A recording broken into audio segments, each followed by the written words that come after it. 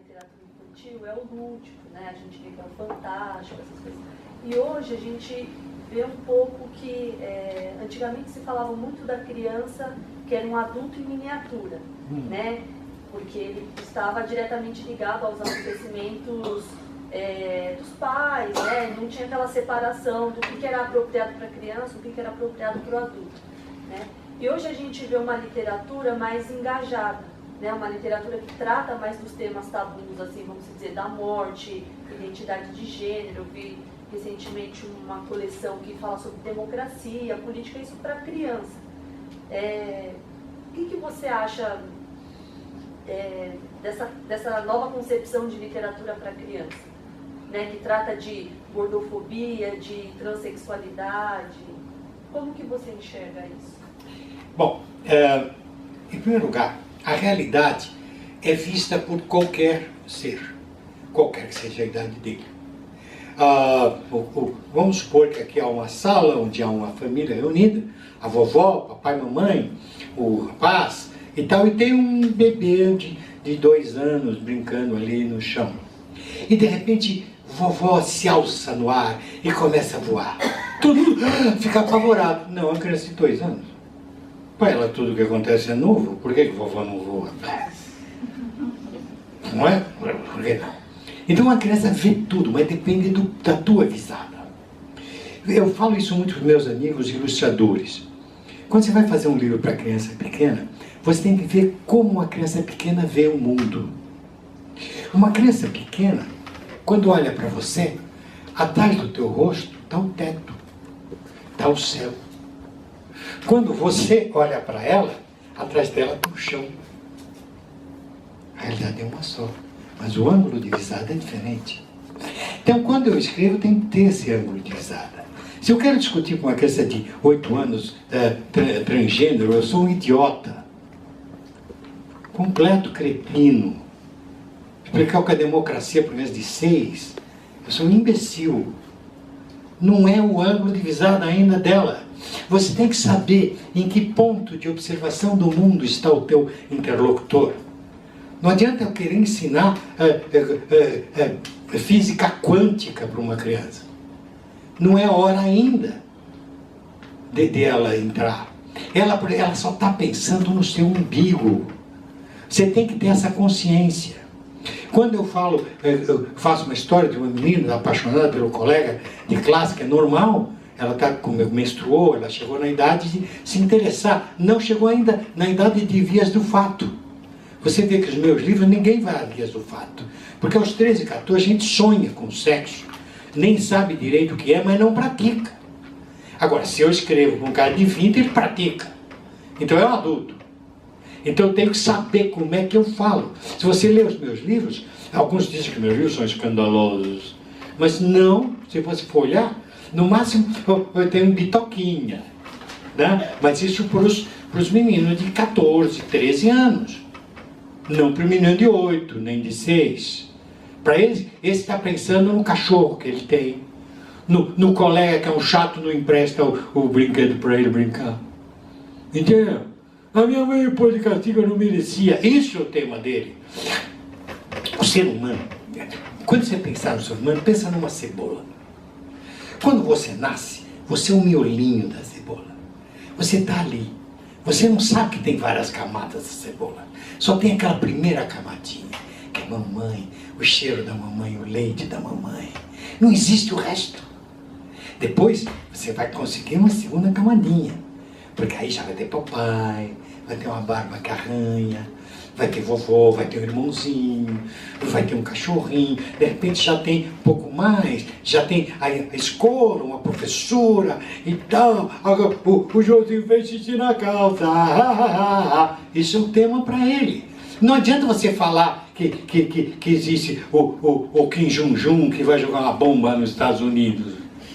Sabe, que é isso? Mas aí você vê que o problema está na adaptação, ou você acha que não é tema a ser tratado nessa idade? Você, veja só, se não faz parte da vida dele, não é. Não é. Claro que você pode usar como metáfora, você não quer bullying. Você quer que ele respeite o outro. Mas aí você não vai falar que o menino é homossexual. Você vai falar que você vai usar uma figura.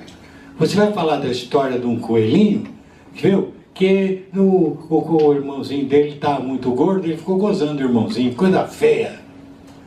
Então você faz uma fábula. Porque veja, todas as fábulas são grandes histórias. As fábulas, as histórias de fada, são muito melhores que toda a literatura que a gente faz. Chapeuzinho Vermelho é uma história boba, né? Não é boba? Super inocente. É super inocente, né? É uma menina que de repente ganhou uma capinha vermelha. Não o chapeuzinho, é capinha. Isto é, ela menstruou. É uma fábula sobre a menarca. Então fala, minha filha, agora você ganhou uma capinha vermelha. Cuidado, senão vem o lobo e come. E come mesmo, viu? Quando ele está a perigo, ele come até a vovozinha. É uma história sobre estupro, sobre pedofilia. É uma história que a menina... Eu estou ensinando a menina a se defender do pedófilo. E estou falando para o menino como é feio ser pedófilo. Então o menino que tremeu com medo do lobo no colo da mamãe vai respeitar a mulher mais tarde. Olha que história brilhante. Que história maravilhosa. Que conteúdo grande que ele tem, mas metafórico. Veja, por exemplo, uma história muito infantil. Essa é muito delicada, João e Maria. Ai, que história delicada. Mamãe e papai abandonam João e Maria no mato para ser devorado pelos lobos, para morrer de fome. Aí vem uma bruxa e cata as duas crianças e bota dentro de uma gaiola para engordá-las, porque ela vai devorar as crianças. Aí as crianças pegam a bruxa, jogam dentro de um panelão de azeite fervendo e assam a bruxa. História infantil bonitinha, né? Mas veja, essa história provavelmente foi criada nos primórdios da humanidade. Daqueles povos caçadores-coletores que quando tinham fome tinham que abandonar mesmo crianças e velhos atrás. Tá? Então, qual é o medo atávico de qualquer ser humano quando é pequeno? Eu estou no meio da cebolinha, eu só tenho papai e mamãe, só conheço aquilo. Qual é meu medo? Se deixar de ter papai e mamãe, ser abandonado. Então, eu ouço as histórias no colinho do papai, eu tenho... Eu sou Maria, olha a bruxa. Mas eu sei que não vou ser abandonado. Mas esse medo atávico está sendo resolvido pela arte. Eu sei que aquilo é arte, que aquilo é brincadeira. Eu não vou. Aquilo é uma história. Eu não vou ser abandonado por papai e mamãe. Veja, é uma história fundamental para a criança pequena, para tirar uma coisa que é o medo do abandono, que isso nasce com a gente. Você já notou? Criança pequenininha, criança pequena, ela está numa cebola tal, que ela está brincando, você fala, que gracinha, minha filha. Põe a mão dela, ela sai correndo. Você não faz parte da camada da cebola onde ela mora.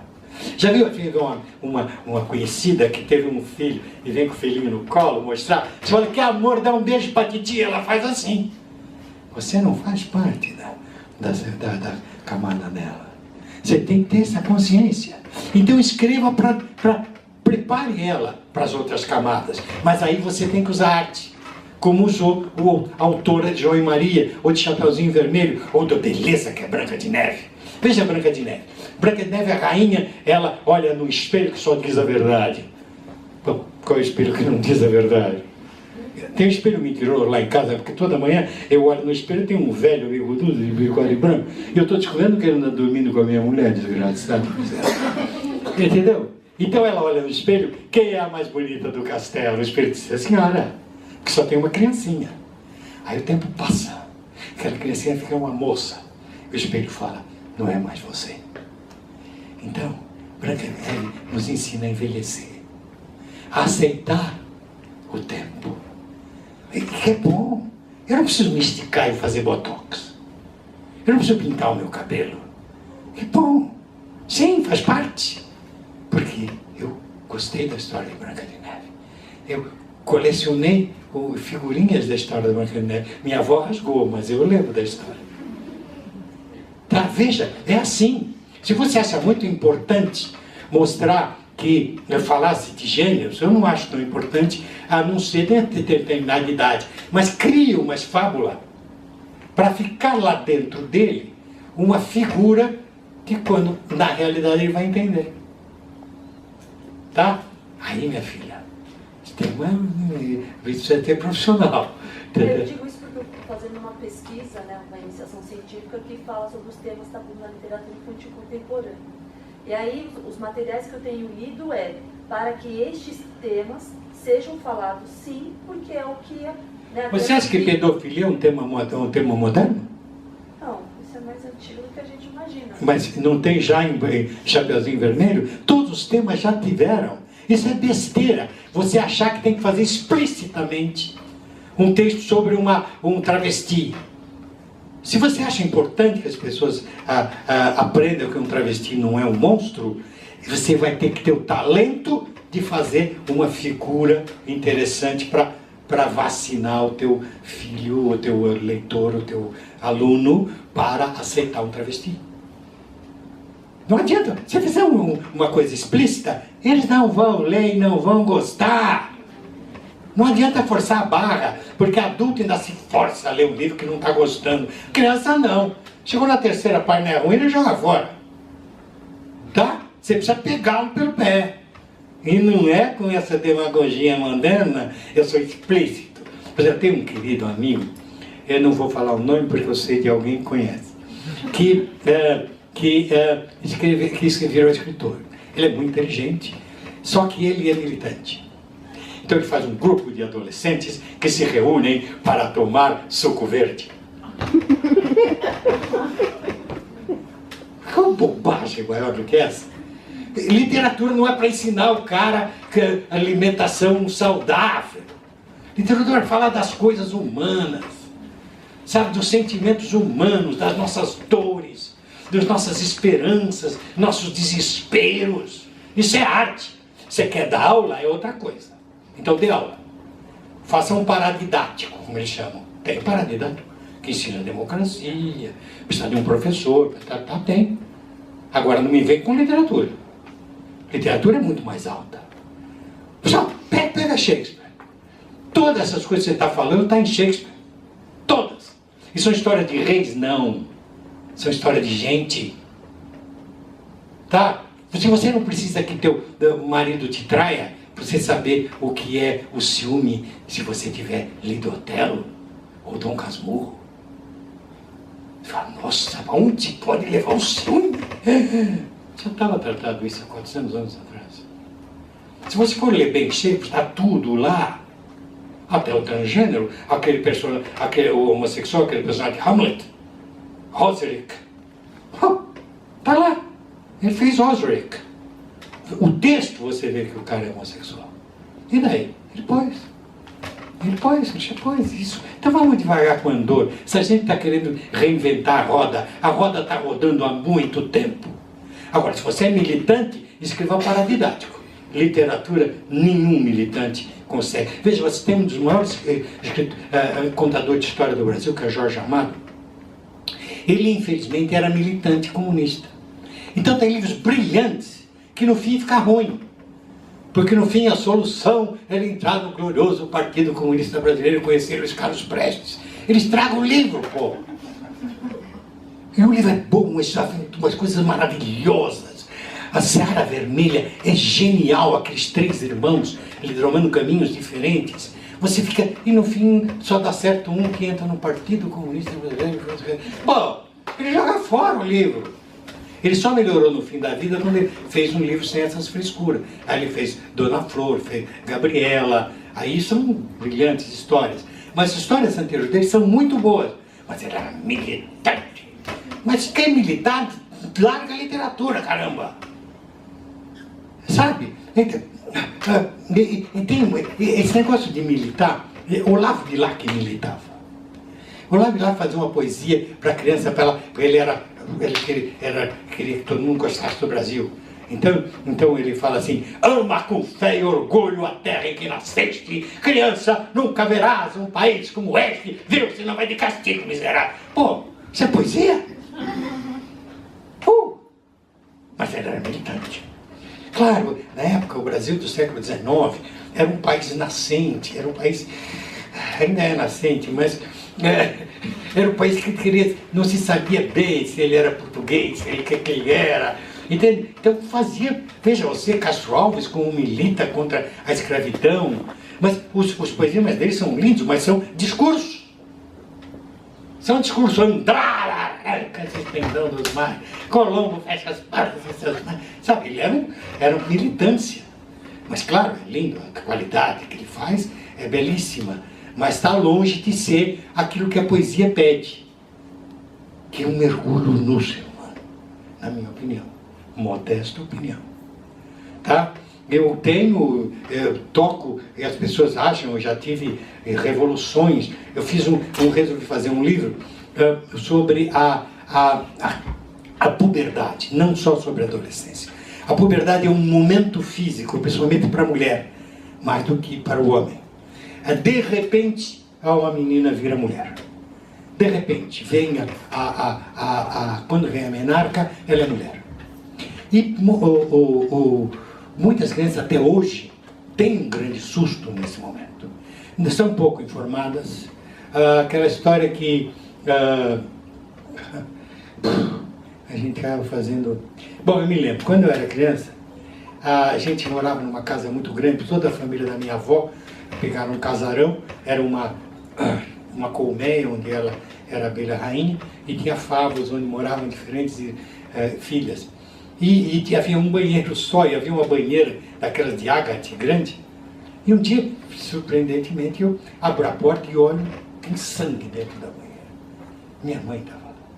Eu fiquei em desespero absoluto. Eu saí aos berros, socorro, e desespero. Não, eu chorando e todo mundo.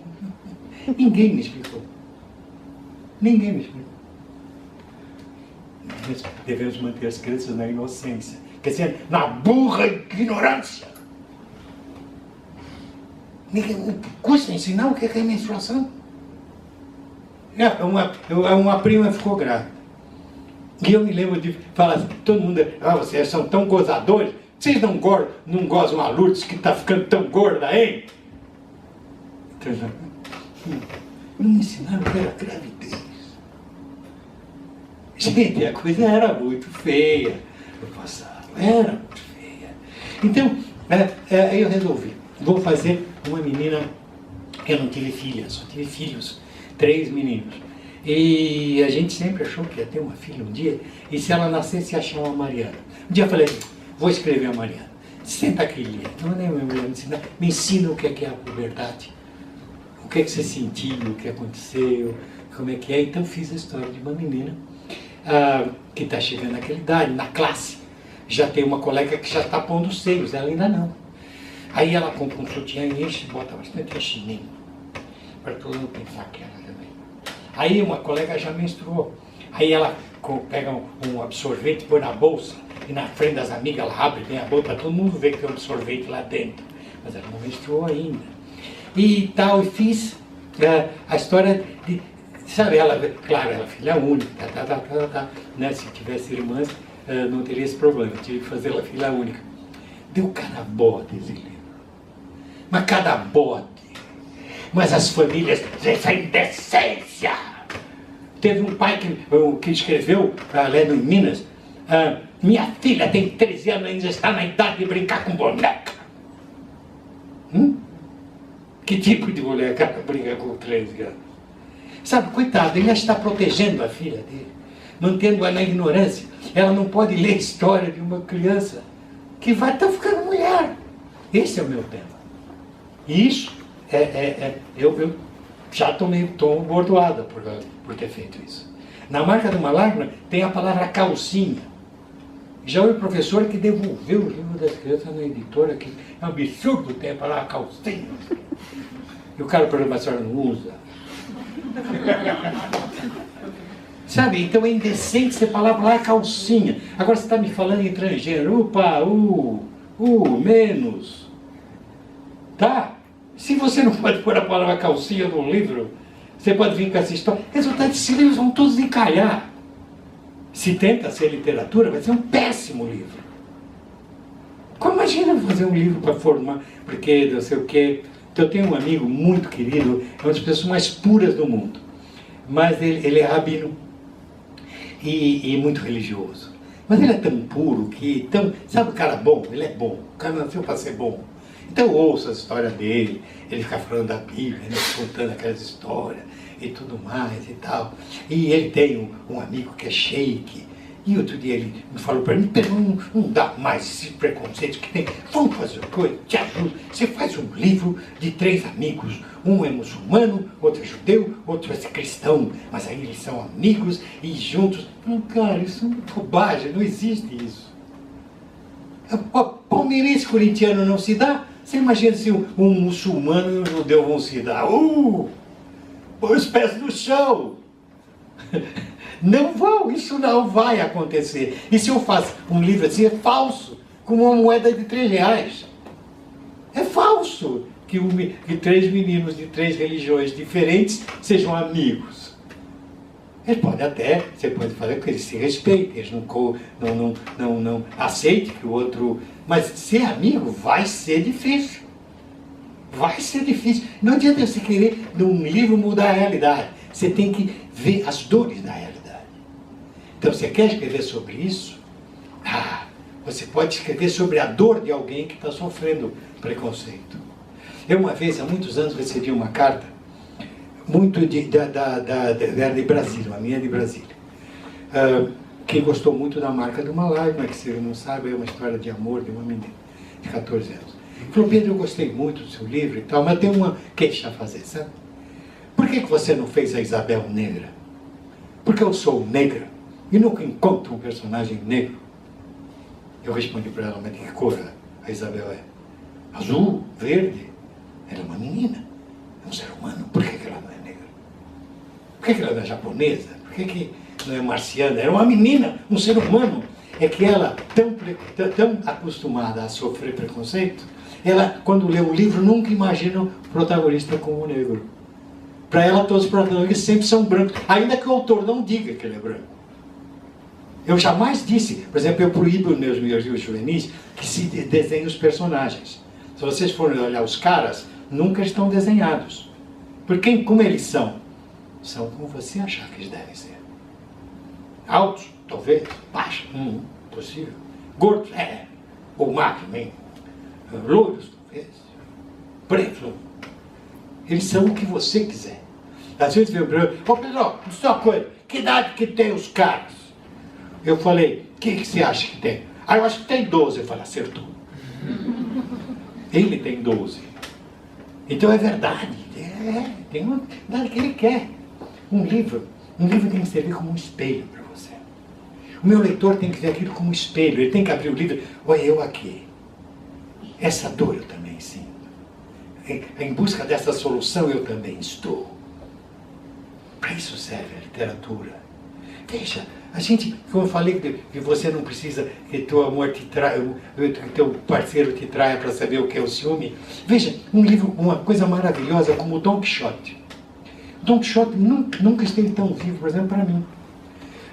O Don Quixote é um homem velho, que quando o mundo está passando do rural para o urbano, tá? Ele não admite aquilo. O velho não admite. Ele quer que volte o tempo das cavalarias. Um moinho para ele é uma coisa muito nova. Já a industrialização, ele pega a lança e vai lutar contra o moinho. Eu sou o Quixote. Aquilo para mim é um moinho de vento que eu não esperava. Veja, esse livro tem mais de 500 anos. E ele nunca esteve tão moderno. Porque hoje o mundo muda com tal velocidade que o mundo que você viveu já mudou várias vezes. Tão jovem você é. Muda toda hora. Eu escrevi um livro em 80 que não tinha celular, ninguém nem imaginava a possibilidade de ter uma coisinha botar no ouvido. Não, no Jornal nas Estrelas eles pensam, sabe, uma coisa antiga que tinha o Mr. Spock, o cara com uma orelhinha assim, ele já fala uma coisa assim, um com o outro. Ele já previu, já tinha antecipado o celular, né? Mas, veja, a literatura é isso. O cara escreveu uma história, o que é? Essa é a realidade. Nós, o tempo passa, a gente acha estranho. Eu já vi, quando jovem, uma pessoa que falou assim, não, esse negócio de micro-ondas não, esse negócio de ondas não. Sabe, micro-ondas é uma coisa absurda, como você... Micro-ondas, não, a gente esquenta no banho-maria aqui, bota uma panela com água e calma. Imagina, o cara, tem gente que não aceita. E isso é a história da humanidade. Eu tenho muitos amigos médicos, uma história da medicina interessantíssima. Quando surge a anestesia, a maioria dos médicos vai contra. Porque aquele médico ganhava dinheiro porque ele conseguia operar muito depressa. E as pessoas o procuravam porque sofriam menos, ele era rápido. Então ele tem que ser contra a anestesia. Porque a anestesia, qualquer médico pode fazer a operação. Ele vai perder o freguês. E a anestesia só é aceita uma geração depois. Esses caras tiveram que morrer primeiro para ser aceita a anestesia. Assim é com as novidades. As novidades são assim, eu não sei porque eu estou falando isso, não tem mais nada a ver. Pedro, a mim cabe a ingrata tarefa de dizer que, infelizmente, porque passou super rápido, né? Eu sei que muita gente aqui já devia ter mais perguntas para fazer, mas vai ficar para uma próxima ocasião. Infelizmente, o nosso tempo estourou. Quer dizer que eu falo muito. Né? Não, mas a gente veio aqui para isso, né? Todo mundo aqui veio para isso. Faço uma conferência a cada pergunta. É que as coisas são muito ricas.